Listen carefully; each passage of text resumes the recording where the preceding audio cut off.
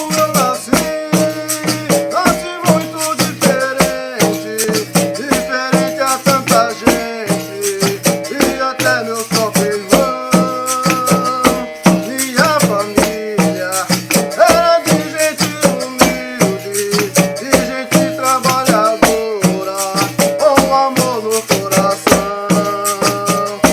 Na capoeira comecei muito menino, parti cedo para a luta, para seguir o meu destino. Deficiente, a vida não é diferente, pois a vida nos ensina a seguir